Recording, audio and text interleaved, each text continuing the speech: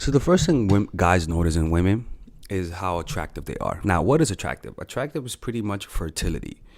How young does she look? Fertility. Oh, now, when I say how young does she look, it's I'm referring to fertile age, right? She has to be within the most fertile period, right? That don't mean fucking 10, right? And that don't mean freaking 50. That means a woman's prime fertility is around 18, 19, around that time, right? That's when she's like peak fertility. That's when she can have a kid and not die. You know what I'm saying? So that's one thing. And another thing is symmetry, right? A high immune system always creates symmetric organisms. When somebody has a bad immune system as they're developing, it usually has error in the genetic code, so it creates asymmetry. So humans have noticed that if a woman has a symmetric face, that means she has a high immune system. High immune system is good to help her survive, so that if she has a kid, she could survive it. She doesn't die from infection, and she doesn't die postpartum, right?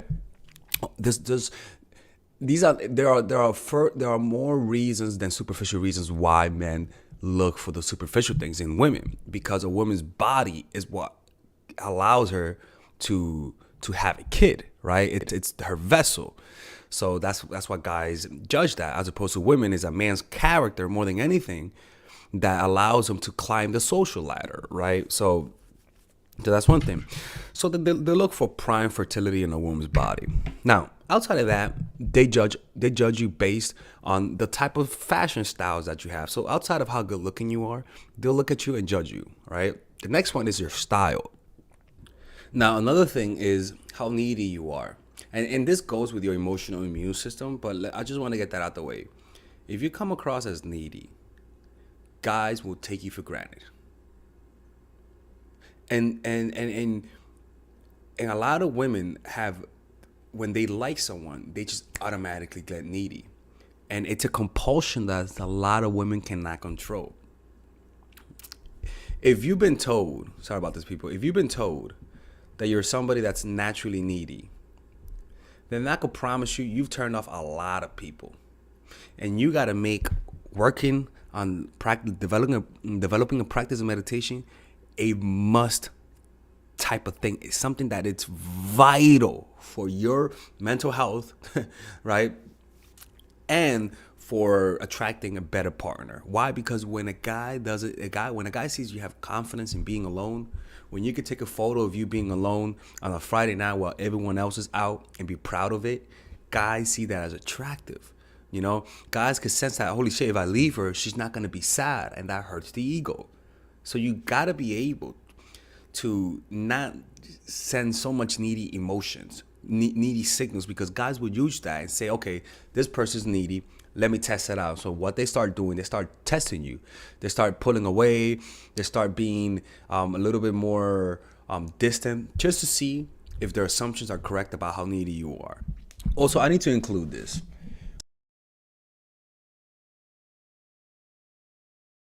I am. A part of some guys will judge you, and just a part of them will say, damn, girl, you really let him cheat on you like that? Like, a part of them loses a little respect for you. And you're pretty much saying that you tolerate cheating. What I'm trying to tell you is this, man. I'm all for expressing and being vulnerable and saying some things, but before you really know the guy's character, before you know that this guy's not a damn asshole, don't tell him how guys let him take advantage of you, that you let guys take advantage of you and you didn't do nothing about it, or you forgave him all the time, and that you were naive about it. Those things just make some guys salivate, because they signal emotional weakness. You know, it's not being mean, trying to be mean, but I'm just saying, like some things you got to keep to yourself, you know, or even like saying how, you know, you let a guy hit you consistently, that type of stuff. Some guys will have compassion, will try to help you, but it's better off to review that later on. And your style is something that you want to actually put a lot of focus on, because you don't want your style to betray you. You want to be able to tell people who you are through the way that you dress, so that you could attract similar people to you. So you can have a woman, as an example, in the most superficial way, an 8 out of 10. I know it's superficial, but let's just say that for the sake of the conversation. And she dresses like a normal secretary. And she meets a dude, fucking Joe the hipster, and he likes hipster chicks, but he likes this girl. She's nice, she's pretty, and he dates her. But let's just say this same girl, and now she dresses a little bit more like a hipster. She has crystals, the whole shebang bang. All of a sudden, it's like she's a completely different person. And I can promise you that if you ask the guy how attractive she is, he might give her an extra 0.5 or an extra point, right? Why? Because now you're not just attractive. Now you're his type. Guys look for certain fashion signals that communicate certain personality traits, and they use that to judge you, right? If you wear make America Great Again hat, guys will use that to judge your character. If you wear a Democrat thing, guys would use that to assess your character. And a lot of the times we're sending out the wrong signals, and guys are judging you the wrong way. So you got to find out, who are you? What type of person are you? And how do you communicate that in the way that you dress so that guys don't judge you inaccurately? Now, the most important thing is how guys judge you based on your emotional stability. This one is the most underrated part,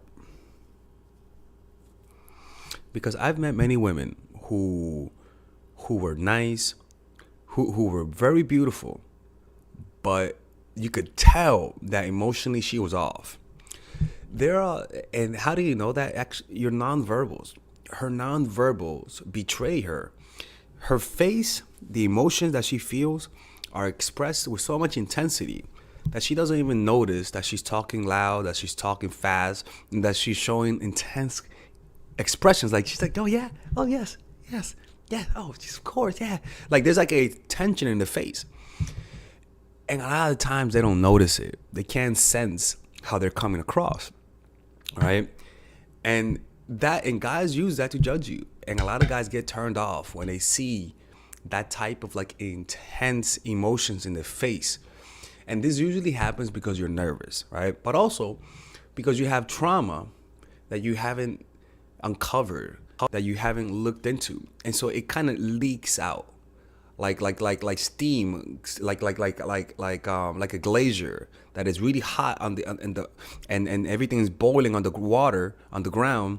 And so that pressure pushes up that glacier, and you see water coming out, right? It's the same thing as that. Your traumas are so repressed that they come out in indirect ways, and sometimes they just come out in your nonverbal cues in the form of tension and incongruent facial expressions and subcommunication, right?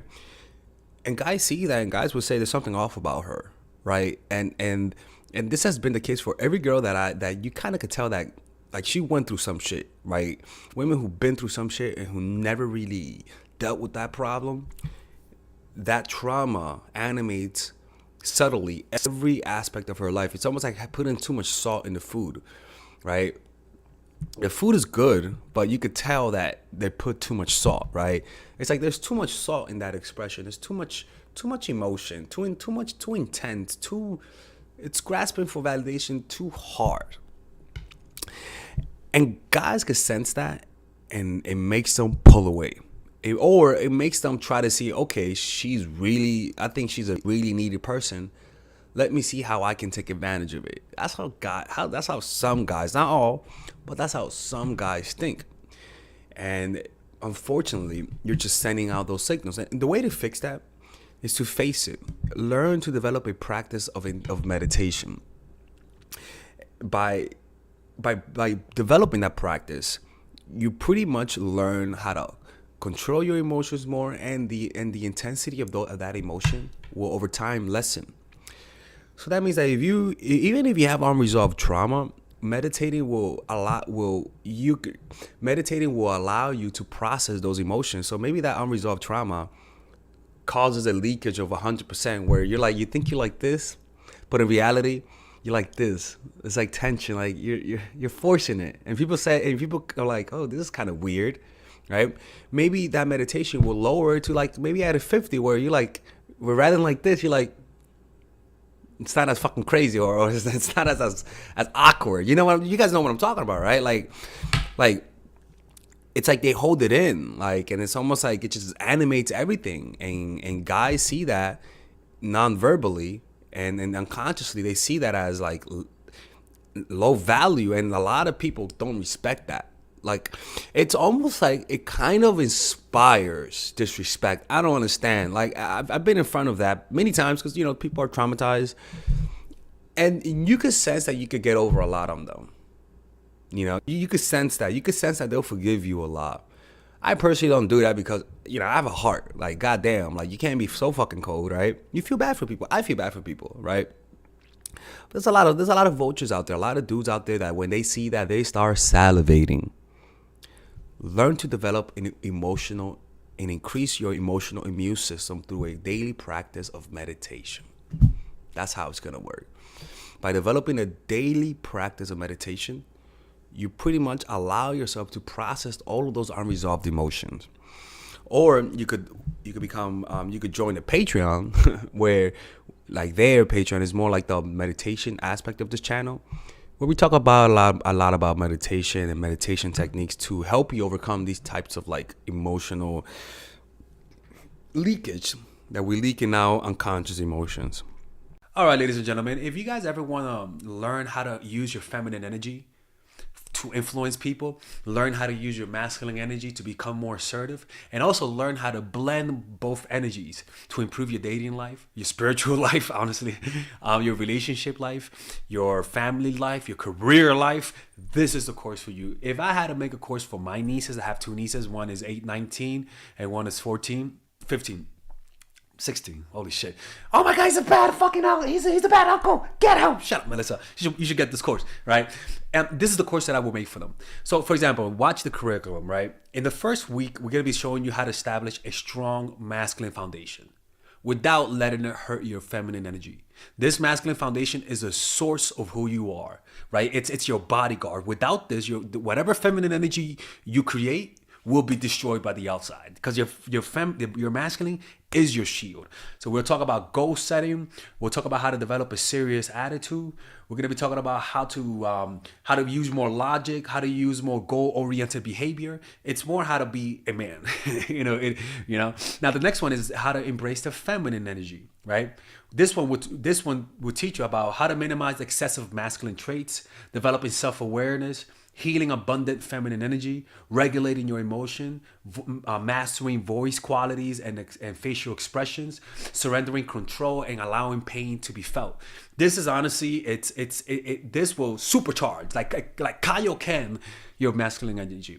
After that, we have femininity in the workplace, and how to be feminine in the workplace without letting people take advantage of you, and the nuances of how women of power should behave versus women who are subordinates in the workplace, and even the dress code. This is based on psychology, people. It's kind of insane. I'm actually excited about this one. The next week, we talk about navigating the labyrinth of male and female friendship, and this a lot of women find confusing, so we talk about that. And how to identify envious friends, how to identify the good friends, how to keep male friends, and how to keep female friends.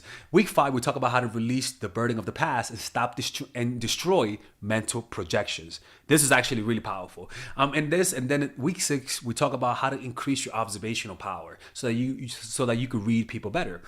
And we have a bunch of bonuses. The course starts at $99, and you guys can pre-order the course today at $69 before it goes out. If you're watching this, most likely I'm in the meditation retreat, so most likely I will be praying for all of you guys. And just click on the description down below of the video. Right there, you'll see it, and you can pre-order that course. It's gonna be out by the end of next month or the beginning of February of March. One of the two, people, because I have a 10-day retreat to do, and I want to finish the course after the retreat, because I think the ideas are gonna be so much better. All right, man. I'll see you guys later. Pre-order, man. Oh, I'm closing the channel.